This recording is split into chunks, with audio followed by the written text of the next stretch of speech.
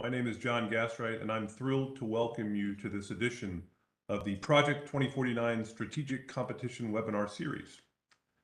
The events of recent years have dramatically shifted the fundamentals of the U.S.-China relationship. Recent developments such as Beijing's COVID-19 cover-up, concentration camps in Xinjiang, crushing Hong Kong's promised freedoms, threats against Taiwan, not to mention the U.S. Speaker of the House, have forced new realities on the international community, straining the liberal world order and demanding a reaction from the United States and its alliance network.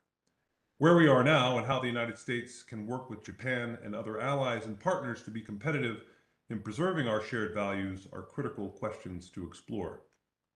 The economic arena is particularly important theater where the United States and our allies must compete. The China Economic and Strategy Initiative, or CESI, is a new nonprofit organization within Project 2049 led by a commission of foreign policy and national security experts committed to helping the United States compete against China. CESI's core mission is to provide U.S. policymakers the knowledge necessary to develop and execute a strategy to compete with and win against China. Importantly, competing with China in the economic arena will be a core focus of CESI. Today, we look forward to learning more about this challenge, potential solutions, and the role that the China Economic Strategy Initiative is going to play. Before we do that, and before I turn this over to my colleague Jin Hong, let me share the best way for our viewing audience to participate in today's live Q&A session. First, you can send questions directly to us at ask@project2049.net. That's ask@project2049.net. If you RSVP'd for the event, we sent an event reminder from that email just moments ago, and you can respond directly to that email with your questions. Second, if you have a YouTube account and are watching this stream on Project 2049's YouTube channel, you can submit questions in the YouTube chat box, and our team will collect them and send them to the moderator. Please include your name and affiliation when submitting questions. Questions with names and affiliations are prioritized. And with that, it's my pleasure to turn the floor over to my Project 2049 colleague, Jin Hong. Jin, the floor is yours. Thank you, John. My name is Jennifer Hong. I'm the Senior Director with Project 2049, and it's my honor to moderate this discussion on a turning point in competition with China. We have three distinguished speakers with us today, and I will start with Shioko Goto, who is the Director for Geoeconomics and Indo-Pacific Enterprise and Deputy Director for the Asia Program at the Wilson Center. Her research focuses on the economics and politics of Japan, Taiwan, and South Korea, as well as U.S. policy in Northeast Asia. She is a seasoned journalist and analyst, and she has reported from Tokyo and Washington for Dow Jones and UPI on the global economy, international trade, and Asian markets. She's also a columnist for the Diplomat magazine and a contributing editor to the Globalist. And she was previously a donor country relations officer for the World Bank and has been awarded fellowships from the East-West Center and the Knight Foundation, among many others. It's a pleasure to have you today. After Shioko sets the stage for us, I'm going to turn it over to two other speakers, Honorable Randall G. Shriver, who is the chairman of the board at the Project 2049 Institute and the chairman of the newly established China Economic and Strategy Initiative, CESI, and a partner at Pacific Solutions. Most recently, Mr. Shriver served 2 years as the Assistant Secretary for Defense for Indo-Pacific Security Affairs, and prior to his confirmation as the Assistant Secretary, he was a founding partner of Armitage International LLC, a consulting firm that specializes in international business development and strategies. Mr. Shriver has an astounding career of service to the United States, including service as a U.S. naval officer and several key leadership roles in both the State Department and the Office of the Secretary of Defense. And Mr. Blumenthal is a senior fellow and a director of Asian Studies at the American Enterprise Institute, where he focuses on East Asian security issues and Sino-American relations.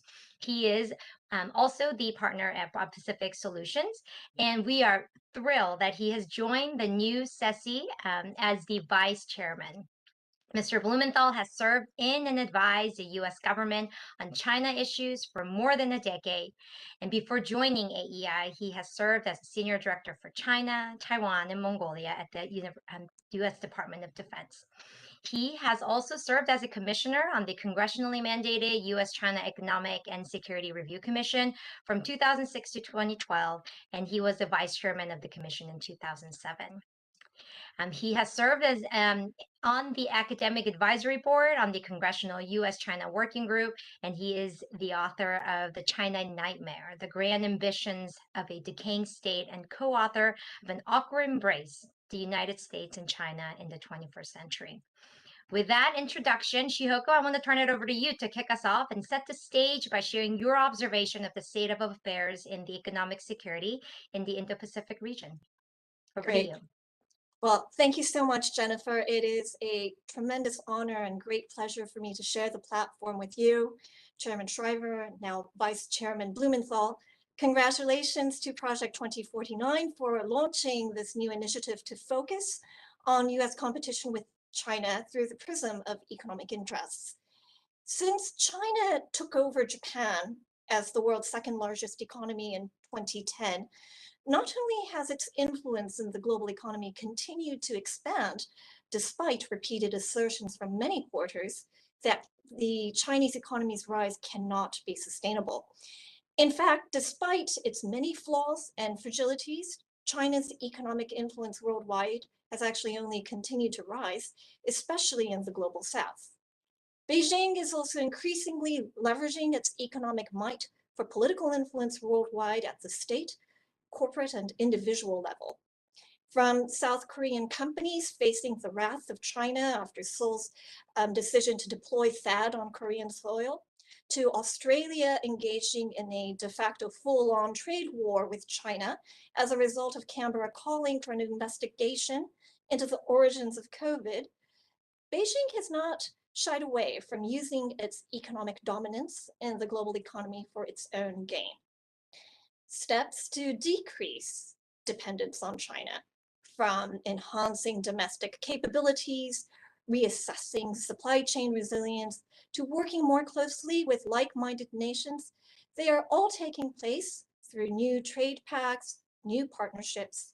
And the United States has also embarked to double down on its own commitment to strengthen its own domestic capabilities, especially in the critical technology sectors. And these are certainly ways to fight back against Chinese economic coercion and decrease dependence on a country with a value system that is increasingly polarizing from the United States. But the uncomfortable truth is that there's no end in sight for Beijing to stop weaponizing its economic dominance and to take advantage of the global interdependence that, because quite frankly, it's been able to, and because it's been very effective for Beijing thus far. So it's not enough simply to develop a strategy to push back against Chinese coercion or to boost domestic industrial capabilities within the United States.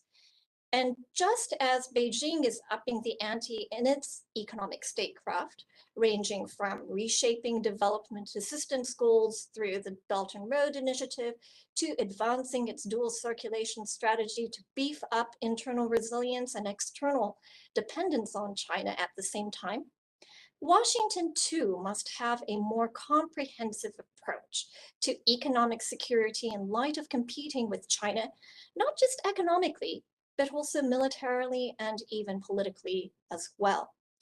So not only should the United States' own trade objectives be more clearly defined to enhance America's competitiveness, but why and how compatibility with the economies of like-minded partners is needed must also be made clear. And perhaps most importantly, there is a growing need to protect strategic economic assets of the world economy collectively and develop mechanisms, perhaps an economic security alliance of sorts, by which threats to the collective economic interests trigger collective economic action, from the flow of capital and the flow of goods and the exchange of people. So we're still at the cusp, really at the beginning of defining and promoting economic security in confronting the China challenge. And as the director for Geoeconomics and Indo-Pacific Enterprise at the Wilson Center, I'm very much looking forward to learning from and collaborating with my colleagues at Project 2049's new China Economic and Strategy Initiative. Thanks. Thank you. Thank you for setting that stage for us. We will go into a moderated discussion where I will ask several questions to Randy and Dan. And at this time, we welcome all of you who are tuning in to send in your questions, as John mentioned, at ask@project2049.net and on YouTube live channel. Just participate by sending us your questions, your name, and your affiliation. So with that, Randy, I'm going to turn it over to you first. What Shiyoko said was this is just the beginning of economic security, just for us to all the nations to think about how to face the Beijing challenge, the economic dominance that it's attempting day in and day out. Could you elaborate a little bit more on just over the few years how the nations are approaching China and why that is happening? Just a little bit more depth to the CCP and China's actions. Great. Well, thanks, Jen. Thanks for the question, and certainly enjoyed Ms. Goto's remarks. Thank you for helping set the stage for us. I think the biggest difference is that most countries recognize the challenge and the problem. There's greater consensus on what we all face. China, for a long time, manipulated our support and participation in a free and open economic order for their own benefit. And slowly but surely, many countries were coming to the view that they were not going to be a responsible stakeholder.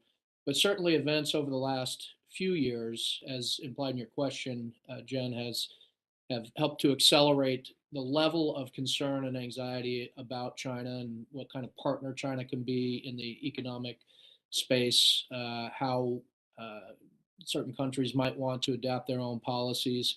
So recent events such as the COVID cover-up and the continuing zero COVID policies, which have dramatically altered the global trading system and the supply chain system, China's ongoing human rights atrocities, including the camps in Xinjiang and the ongoing repression of other ethnic minorities, the coercion of Taiwan, as we saw recently, the overreaction to Speaker Pelosi's visit to Taiwan, and of course also China's backing of Russia in its unprovoked invasion of Ukraine.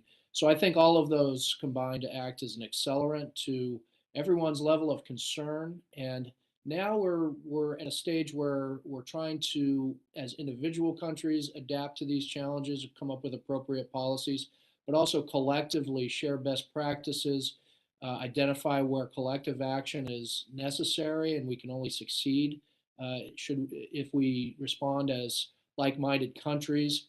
And so this is really a critical phase. Recognition of the problem is just step one. Now we're at a point where we're trying to come up with optimal policies to deal with it, and hopefully do that alongside friends and allies and partners who have like mind. Thank you. Dan, do you have anything to add? Yeah, on that specific question, I would just say that there are a couple things that are going to be going forward a little bit different, I think. One is grappling with the fact that though the CCP has made great strides economically and continues to do so, and has created dependencies across the world, including by us on certain sources of supply that we saw during COVID and so forth that are very concerning to us. Its economy does seem to be in a long-term slowdown, and there are structural factors at work that I think Xi Jinping will not address for political reasons going into the Party Congress. So I think one of the challenges, and it's very difficult for I think Washington policymakers to get their head around some of these contradictions, which is It's not an economy that is going to overtake the United States. That's not the right frame. But it is going to be a very important economy going forward. It's going to be growing more slowly, but still very important. And it's going to be, we're going to have to take more of a scalpel approach, I think, going forward to what is it actually that poses the most problems to the United States and our allies. In the Chinese economy and in Chinese economic statecraft. And what is it? How do we grapple with the fact that the picture of China being too weak is not correct, but also the picture of China overtaking the United States is also not correct. So I think there are a lot of conceptual challenges going forward in defining the problem, and then fashioning some, I think, very complicated responses. Yes. I know you briefly touched upon US's response. How has the US adopted its policies, and do you think that we're doing enough in this space? You had mentioned more scalpel-like approach. Can you just elaborate on that a little bit more, Dan? Yeah, I'd say a few things. One is the U.S. has obviously begun to take seriously the concept of Chinese economic aggression, as it was called in the previous administration, and in this administration, using the word malign influence and unfair practices. Certainly, I think the awareness of the American public is much higher about Chinese practices, whether they be distortions of various markets and semiconductors and so forth because of state subsidies or IP theft, of course, and massive IP theft, things of that nature, and of course the coercion that was mentioned previously, economic coercion towards Australia and so forth. So I think public awareness is much higher. In terms of actions, I mean, there's been some actions there's some actions, limited actions, I would say, with respect to entities listings, which lead to export controls. But the Wall Street Journal had a piece a few weeks ago that stated that essentially most technology is still flowing to China. So you can't really say that the United States or its allies have really taken, I'd say, strong steps to stem the tide of technologies we don't want to see in Chinese hands. So that has to be addressed both legislatively and through executive action. When we talk about rejiggering supply chains and not being dependent upon China for certain sources of supply, I would say, the whole concept in the United States of free trade agreements, market access agreements, has disappeared since the bipartisan faltering of the Trans-Pacific Partnership Agreement. So I'm not an economist, but I can't really see how supply chains are really going to move without alternative markets, alternative places. So if you don't have free trade agreements, market access agreements, carefully crafted with Southeast Asia, for example, I just can't imagine this idea of even partial decoupling being successful. Randy, do you have anything to add to that? Well, I think Dan's answer is spot on. And I think as we grew to understand the nature of the challenge a little more and China's ambitions came into greater clarity, obviously people reached for the toolkit and the tools that were available. And so I think the end product of that is something that's a bit uneven, not necessarily coherent when it comes to understanding the interaction of these various tools. So what's the impact of tariffs versus reform CFIUS and the like? And I think one of the things that is missing is, really at a fundamental level, understanding strategic objectives, how these various tools should be employed. Some are underutilized, maybe some are overutilized, some maybe still need to be created by working with our Congress. But I think the response to date has been one that reflects what was available to policymakers at the time to impose costs. Certain cases try to deal with the most urgent problems, for example, on export controls, as we watched China's military civil fusion program grow their military in very sophisticated ways. But what we really hope to do is have a fundamental relook at the overall economic and trade strategy and how to strengthen that and optimize that. Well, I think that is why the initiative SESI, right, has come into its conception, inception. What is SESI? And why did you think that this was the right time? I mean, it seems like this is the right time. How did it come about? It tell us more about this initiative, Randy. Well, thank you. Yes, it's very much based on what I just described as a need for a more thoughtful, coherent strategy based on underlying premises that can be agreed to, fundamental objectives. I believe to have a strategy, you have to have defined optimal end states. And so, very much relying on the intellectual property of Vice Chairman Dan Blumenthal and some others who we've worked with. We developed this idea, and SESI is a standalone initiative under Project 2049, and as such enjoys a 501c3 status, so we're non-profit, nonpartisan. And it's an organization that is both comprised of and will be run by a set of senior commissioners. Happy to have Dan alongside in this effort, but we also have other tremendous colleagues, Matt Pottinger, Peter Berkowitz, Sheena Chestnut-Greitens, and Nazak Nikatar, just an all-star group that bring a wealth of experience in the national security field as well as the trade and economic field. And we've got a great staff. Josh Young has joined us as executive director, and we have a great research fellow, Madison Sparber. So we've got the team to do this and really help our policymakers understand the lay of the land, but more importantly, what should the fundamental strategic objectives be? How do we build out a roadmap? If we were going to look at a next administration first 100-day plan, what should that look like? What should they be asking the Congress for? What things can be done through executive order? This is too critical to just let inertia control our policy choices. This needs to be a very thoughtful, intentional approach to this economic competition. Dan, I know you're the vice chairman. What made you want to be part of this initiative?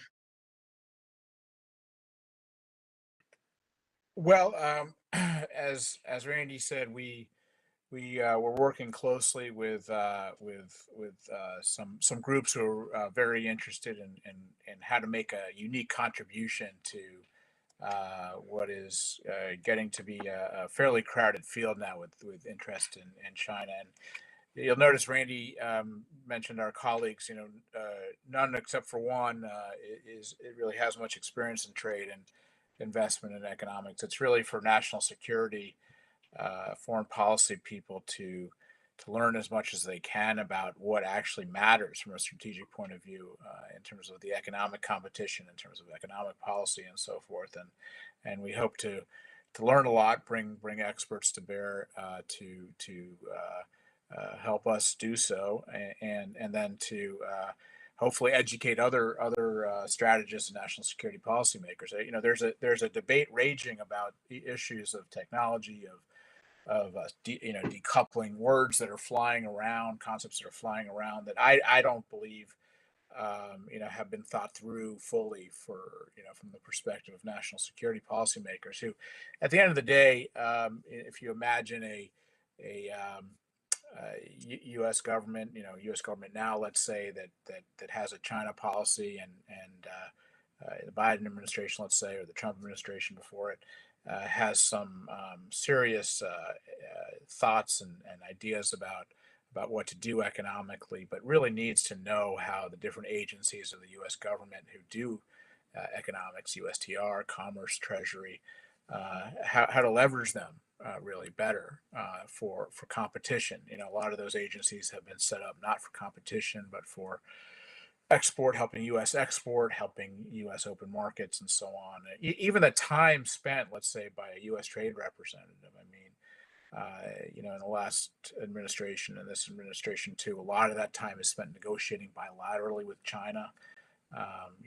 It's our going in hypothesis and assumption that that's not time well spent when you have all these Southeast Asian markets and so on that with whom we don't have free trade deals or fair trade deals or whatever they're called now. So I think thinking systematically and rigorously through some of the economic concepts that are on and technological concepts that are on the table right now, and giving a kind of strategic purpose to them is why I find this initiative unique and worthy of time and effort.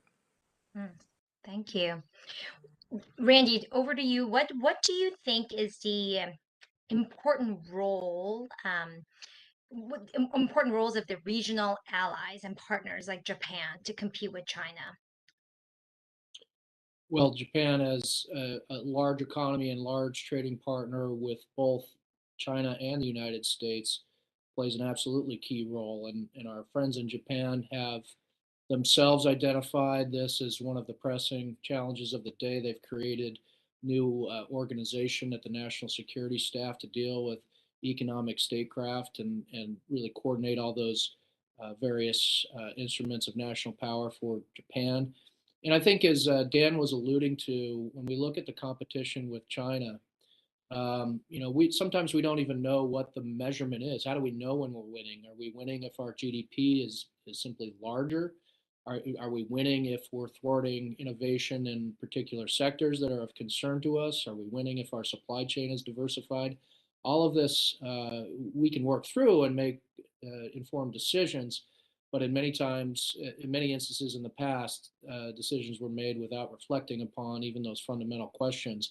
And I think with Japan, as they themselves work through these things, it's such an important trading partner to both the US and China. Anything we do will be amplified, good or for ill, if Japan is alongside us or not alongside us. That will be one of the defining features as to how we'll be successful. And I think Dan very rightfully pointed out that when we think about economic competition with China, we've got to think about the entire region and even expand how we think of the region, because again, diversifying supply chains is not just imposing cost on China, it's incentivizing our private companies to go elsewhere to better places for manufacturing, for subcomponents and the like. So there's a lot of work to be done on this partner ally piece, and it's absolutely critical. And as I look across the landscape, nobody more critical than Japan, and they've been a thought leader, so we can benefit from what they've learned in terms of best practices, but absolutely going forward in lockstep would be our hope. Dan, do you have anything to add? Well, I would, even when you come to Japan, I mean, we tend in Washington, or in the, not to just pick on Washington, I suppose in New York or London, the major newspapers, when they cover Chinese economic issues, they use these kind of crude metrics that gets everybody sort of, there's a risk of losing hope, right? I mean, the Chinese have overtaken, quote unquote, the Japanese. What does that actually mean in terms of wealth? I mean, Japan is far wealthier than China, So again, how to put these things into context for strategists and national security policymakers, is very important. I'd say one more thing. This is tied to allies and weaknesses, allies and partners, and that is weaknesses. We talk about competitive strategy a lot, but we never really focus on how to take advantage of Chinese weaknesses, and there are many, including the fact that we have allies, and China doesn't even want allies, right? So, so looking at, and I know the Biden administration and the Pentagon and others are looking deeply more now at what is it that China really isn't succeeding in technologically and industrially, and what is it that the allies can maintain an edge in together, and certainly Japanese technological capabilities, Korean, Taiwanese technological capabilities are far ahead in many metrics of the Chinese, and how do we keep it that way? So again, the allies are incredibly important from a practical standpoint. How can this initiative help guide policymakers who may take up jobs in economic agencies, not just in the United States, but across the allied world, better incentivize their agencies to actually, as Randy says, win, prevail in our contest. Geoeconomics, I want to invite you back into our conversation with your background in Japan, Taiwan, Korea. It would be remiss if we didn't get your thoughts on the importance of allies and the roles that they can play. Yeah, no, thank you. I want to first of all, go back to the comment by Randy about there is this consensus about the China threat, right? There's also this changing nature of what is war. And so we've come half an hour to our conversation. We haven't yet mentioned Ukraine, but I think what we're seeing as the situation in Ukraine continues to evolve is that it has started off as an economic warfare from the Western perspective, and that it has brought together like-minded countries that are equally concerned about the invasion by Russia into Ukraine. And so we are seeing military economic statecraft actually in action, and we're also seeing the limitations of that as well. Can we use that same model? What are some of the lessons learned as we push back against China? I think this is something that we really have to bear in mind. On the Japan front, what is interesting is that Japan is obviously a very critical US ally militarily, economically too, but when we look towards Southeast Asia, Japan is really the bridge builder. And so if we look, for instance, at the latest trade initiative that the United States has launched, the Indo-Pacific Economic Framework, IPEF, one of the hallmarks of this, which is still being discussed, is that it has brought in a diverse group of 14 member countries, including the Pacific island of Fiji. But it's also brought in unlikely countries as well, like not just Singapore, but also Vietnam, as well as India. And Japan has played a key role in ensuring that these countries are not just part of networks and alliances and partnerships on the economic front that we really do need. But Japan is offering a listening ear. And I think it's when we start talking about working together with allies, the United States on a military front is very much used to working on a hub and spoke system where the United States is in the middle. It is the center of force. On the economic front, the United States, the hierarchy is flat. And the United States will have to work together with allies, and it will be leaning far more towards Japan as we look to work more closely with Southeast Asia. And I would be remiss if we didn't talk about the role of the private sector in all of this, that the driving forces of innovation, the driving forces of competitiveness do come a great deal from industrial research that comes from the private sector. And Japan has this great tradition of working closely together with the private sector. And there is a lot for the United States not to emulate Japan with, because some of the experiences that Japan has had, it has obviously not been successful, but it is also a model too for cooperation with the private sector as well. Thank you. I know that I am thrilled that we have this new initiative with Project 2049, and I know that many audience members are thinking, how can we get engaged with the initiative in the future? What are some ways our audience members can stay engaged with the initiative going forward? I just want to turn it over to you, Dan, to start to see what are some of the things that we can look forward to from the initiative? Well, I'd say that we have, as Randy said, a very active set of colleagues and commissioners who are already active out in, from my colleague at American Enterprise Institute and University of Texas, Sheena Greitens, who writes a lot and just has a terrific piece out yesterday in Foreign Affairs about how China's responding to the fact that its economy isn't doing so well and has to resort more to expanding its notions of security and political security, ideological security. To Matt Pottinger and Peter Berkowitz and others who Nazak, who have published a lot, who do a lot of things that are already shaping the debate. But I think coming together cohesively with the staff to focus on a set of questions to bring rigor to the discussion. Some of the topics of which I raised here today I think will be very important. So engagement, media engagement, different kinds of different kinds of products that we'll put out, and things of that nature. And substantively, I think that some of the differentiators and ways we want to be a little bit different from other initiatives, substantively, have to do with this question of how do we want to emerge from this competition? How do we want to how do we what does winning it actually look like?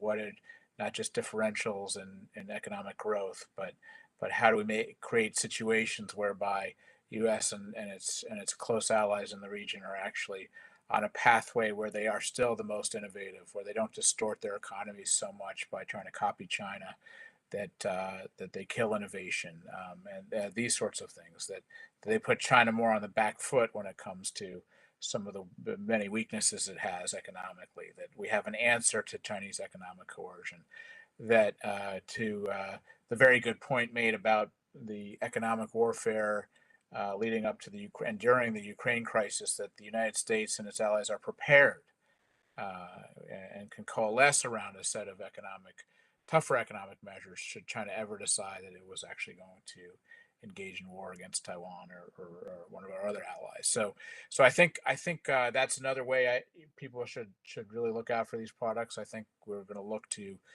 make a unique contribution on a set of questions that others are looking at, and do as much new public engagement as we see practical. Randy, do you have anything to add? Yes, we are also in the market for good ideas. Part of the reason we're convening this group is because some of the answers are not readily apparent. Dan mentioned response to Chinese economic coercion. I've been part of many conversations where different ideas are floated. Maybe we need a multilateral insurance fund to go in and bolster the likes of Lithuania or a small Pacific island when they face Chinese sanction.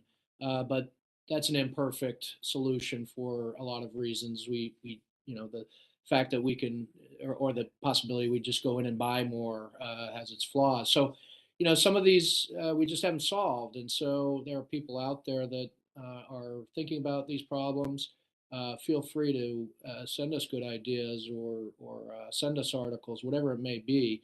We're in that market right now, particularly at the beginning phase of this initiative. I think ultimately we do want to have practical solutions. I think Dan concluded by saying we want to think in practical terms, but very much so, how do we take, even when we identify the good ideas, and think about legislation that might be required? How do we, we're a 501c3, so we're not going to be on the front lines lobbying, but we'll certainly be advocating for ideas that are nonpartisan and objective. But ultimately, to have an impact, we want people to be able to pick up the ball, help us take a good idea, put it into legislation, move it into the executive agencies that will have purview over these matters.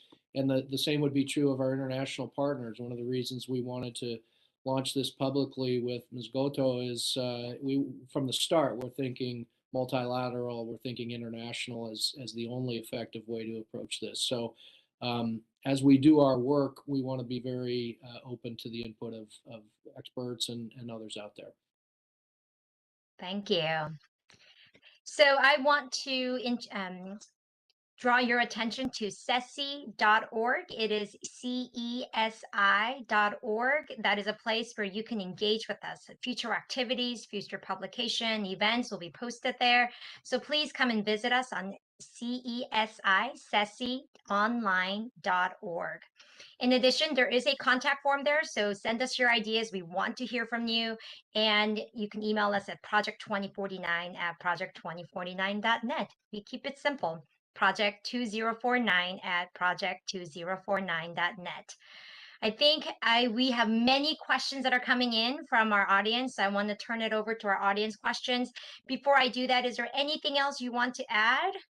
Either Shioko, Dan, Randy? As I transition over. All right. Here we go. We have a question from a student at UT Austin, Emma Haley. It seems like economics has been the missing link of US strategy to compete with China. This has much to do with the fact that the targeted audience for economic competition is outside the Beltway, such as Silicon Valley, Wall Street, and etc. What can CESI do to reach these hubs of American enterprise? Dan, I'm going to start with you. Well, it's a great question. I was going to say, part of the reason that economics is there's a couple other reasons, of course, that economics hasn't been as well covered. One is if you talk to economists and you say the words, "What's your economic strategy?" they run away because they say, of course, United States, there's no economic strategy. You have a market, and things are, which we do. We have a great free market system, and we want to keep that. But economists tend to stay away, in my experience, from saying, what's our end state, what's our strategy besides enhanced welfare and so forth. So that's another reason. I'd say it goes beyond Silicon Valley and New York, which is certainly there's concentrated wealth and power there, and there's centers that are not necessarily fully on board with all aspects of competition or see it differently. But the U.S. economic engagement, as far as I understand it, with China and with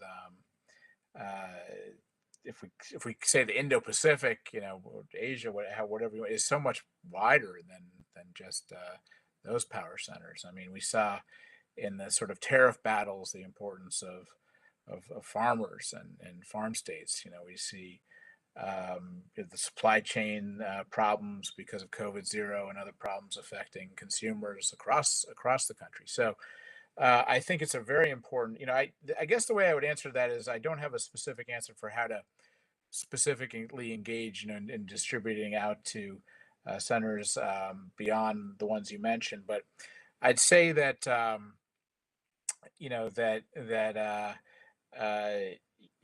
there's a consensus in national security circles about the kinds of problems China poses. There's a bit less of a consensus, and I think we need to address that head on about just how far we want to go on questions of beyond the Beltway, on questions of decoupling and so forth.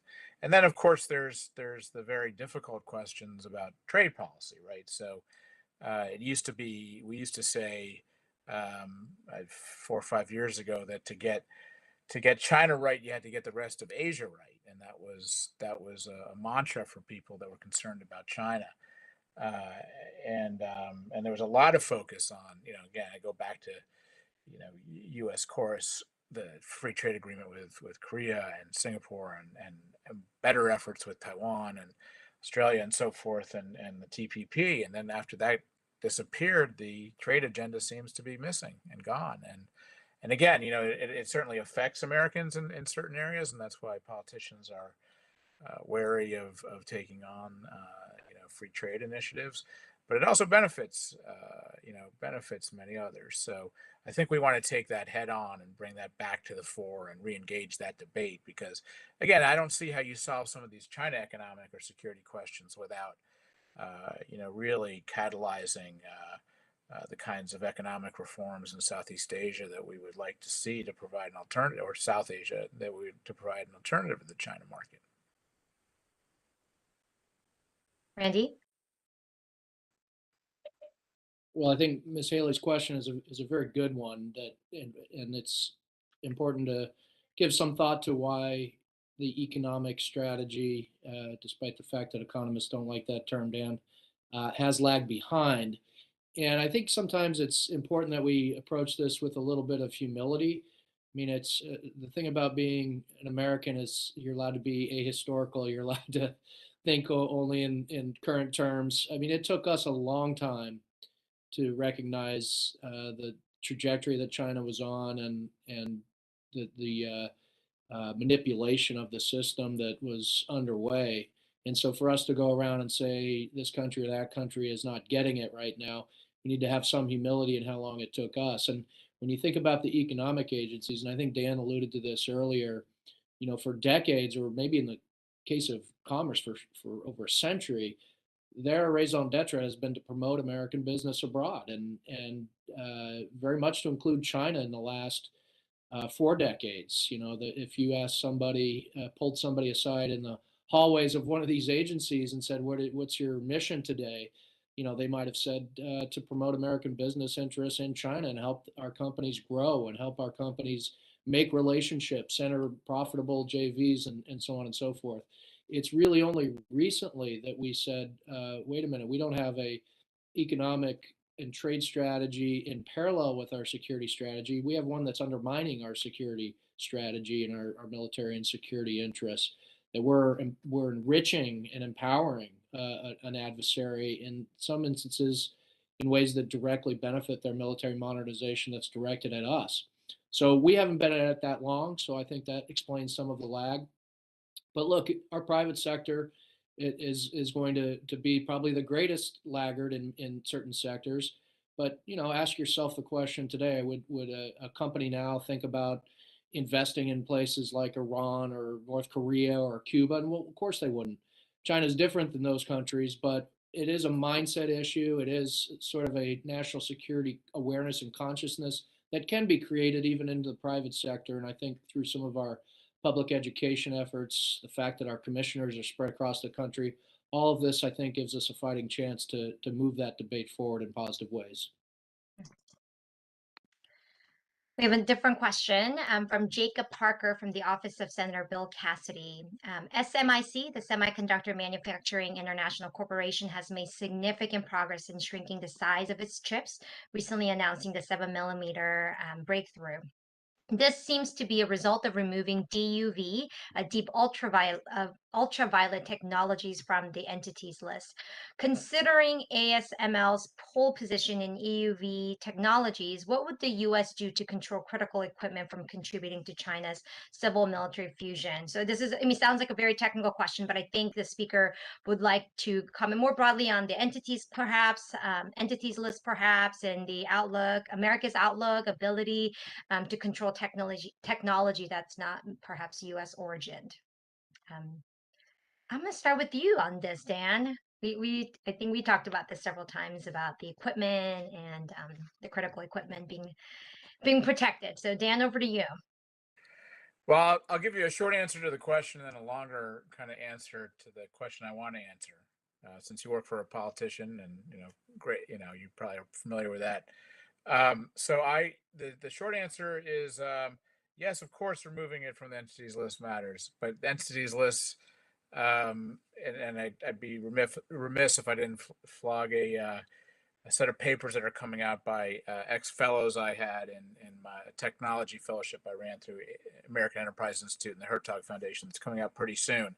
One by Gregory Graff, who's written about the leakiness of the entities list and the really in detail, and the need to have enshrined in law export controls on things that we know need to be controlled.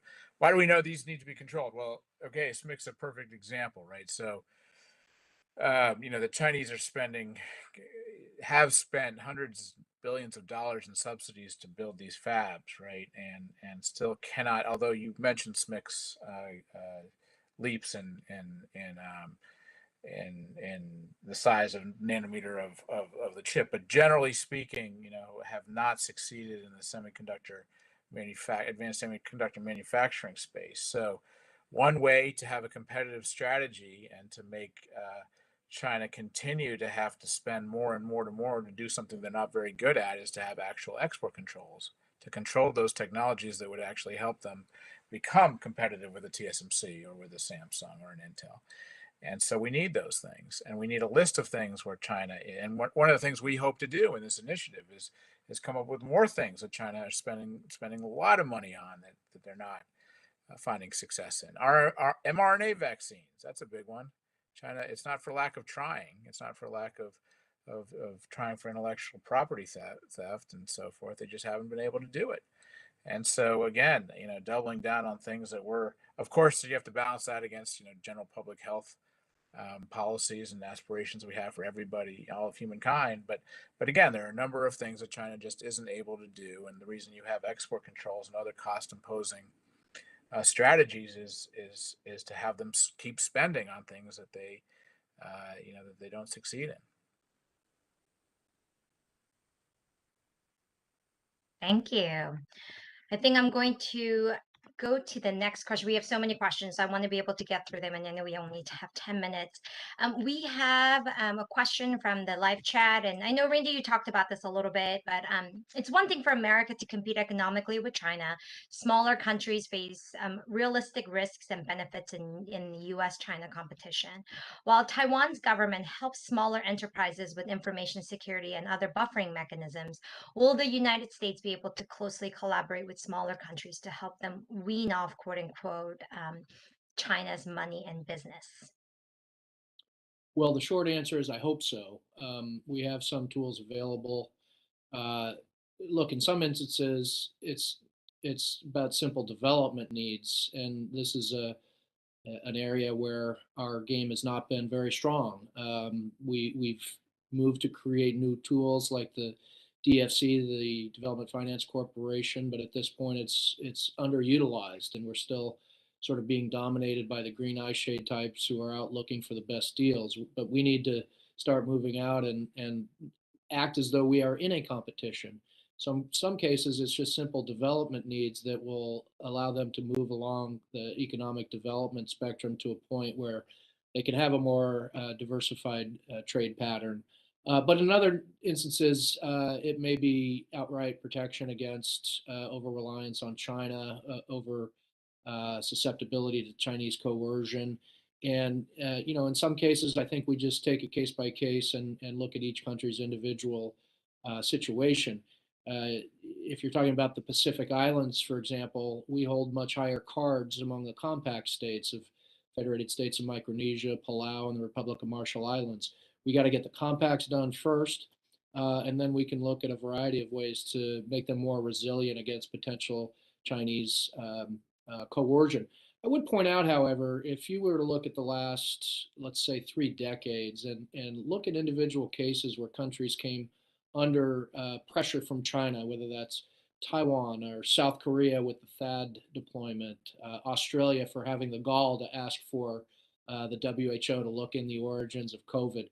More recently, Lithuania for having the gall to open a Taiwan representative office. The Chinese bring the coercion. More often than not, countries are resilient enough to withstand it, even small countries. But I would say even more so if we develop the right tools to help them when they're really under the intense pressure that comes with a Chinese overreaction. And those are the kinds of things that I think we'll look to explore in this initiative alongside what other partners can bring to bear. But I'm optimistic, but it's Chinese coercion pressure is a real thing, and we can't sort of wish it away that it's not going to be part of the landscape going forward. So we just need to be smart about how we respond. Dan, same kind of optimism?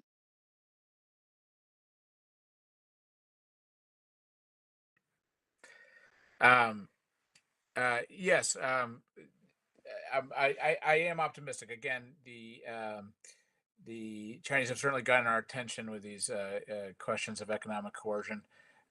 It's been the Australia case was interesting, right? I mean, so just one quick point here. In terms of Chinese having weaknesses and vulnerabilities too, the Chinese did not go after the things that would have hurt them the most.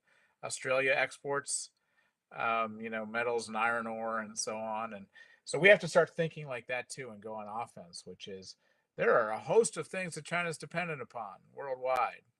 Some of them from the United States, some of them from Taiwan itself. Integrated circuits. So we have to start thinking in those terms as well, and not just always be on the defensive and react. We had talked about semiconductor industry and so this question is from Wen Xin Cheng from the United Daily News Group. Would you be able to comment on the technological competition with China in the next few years? Are there specific capabilities or sectors that we should be paying attention to? We talked about semiconductor. Are there any ones that you would like to comment on or mention? Randy, I'll start with you. Well, if I broaden the definition of technology, I think there's some critical sectors, pharmaceuticals, rare earths, where we can't afford to be over reliant. And I think even when you look at the technology space, what's traditionally defined as the technology space, understanding the various elements of technology research and development, fielding of particular components, and then putting those components, manufacturing those components to final products. Understanding where you are in that value chain and where you want to dominate in that value chain. So there are a lot of discussions about where semiconductors are produced, and that's certainly important. But we also need to think about maintaining our competitive edge, particularly in the research and design phase of the value chain, where America is still strong. But we don't want to sacrifice those edges we have in this competition. That would probably be a lot more costly in the long term, rather than spend a lot of time and effort reshoring or onshoring or friendshoring. I mean, all those can be part of an all of the above strategy. But I think the question about technology competition, we really need to sort of break it down and understand where it's critically important that we maintain an edge, where we need to pick up our game, and where we need to really dominate. And I think, the high cards we hold right now still are on the part of that value chain of design and research in terms of future capabilities. And we can't sacrifice that. And I think Taiwan is a partner in all of that. Obviously, the major foundries are in Taiwan, but the foundries themselves become places of innovation because they're so dominant in the production. So I think Taiwan is going to be an important partner in this going forward. But again, I remain optimistic as long as we are intentional and focused on the nature of this challenge. Dan? I didn't have much to add. If you want to go on next questions, or if Ms. Sure. Goto, yeah. Okay, Shioko, do you have anything to add? Yeah, just a couple of things. So with the pandemic, as Randy said, the United States and a number of other industrialized countries have identified a number of key sectors, and semiconductors is one of them, pharmaceuticals, higher capacity batteries, rare earths, critical minerals are the four sectors that the United States has outlined.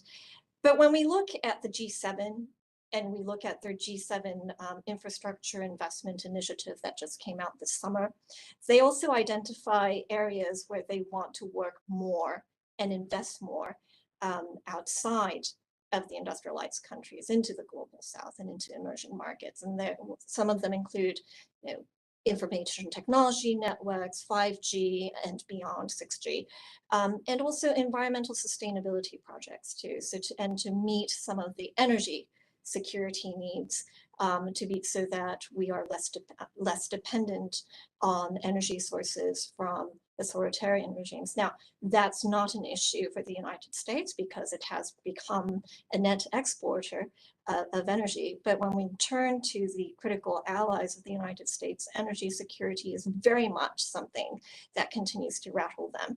And we've seen through Ukraine that this is it's a tremendous vulnerability for the global economy as well. And this is going to be a tremendous challenge for Europe as the winter months come. So there are opportunities to invest. There are opportunities that the United States does actually need to work much more closely with other countries as well.